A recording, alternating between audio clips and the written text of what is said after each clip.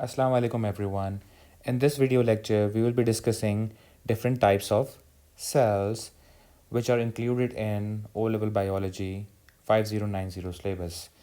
So we have three different types of cells: animal cells, plant cells, and the cells of the bacteria or the bacterium cell.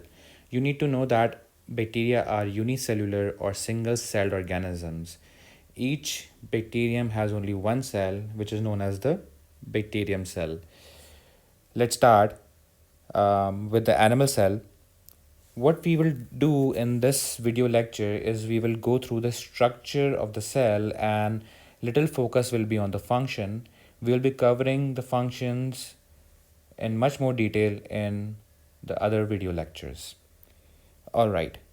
So if we talk about the animal cell, what are the structures which we can see in the animal cell? These are the cell surface membrane, which is the boundary of the animal cell. As you all know that cell surface membrane is a partially permeable membrane. It only allows certain substances to pass through, and because of which it can control what substances can enter the cell and what substances can escape the cell, right? Moreover, we can see a jelly-like fluid in the cell which is known as the cytoplasm, right? Cytoplasm is a jelly-like fluid between the nucleus and the cell surface membrane. Where is the nucleus? This central structure is the nucleus. Nucleus controls all the activities of the cell. Nucleus is the control center of the cell. Inside the nucleus, we find DNA or deoxyribonucleic acid. So DNA is a molecule which contains genes, and genes are basically codes which provide us our characteristics. The DNA that is found in the nucleus of the animal cell is basically the linear DNA, right? So you need to know that there are two types of DNA. One is the linear DNA and one is the circular, right? So I'm drawing the linear DNA. Always remember this point that DNA is always double stranded. It has two chains. So the linear DNA is the DNA whose two ends are not joined, right? So over here we can see that the two ends of the DNA are free, they are not joined with each other.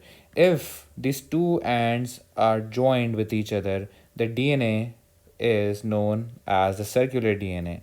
Circular DNA is also double stranded. Circular DNA has also two chains, but the two ends of the DNA are joined. Circular DNA is not found in the nucleus of the animal cell. The nucleus of the animal cell contains the linear DNA, and this is what you need to know. We can also see this darkly staining structure or dark structure in the nucleus, and this structure is known as the nucleolus. Nucleolus is the site where ribosomes are made. And what are actually ribosomes? These small structures are the ribosomes.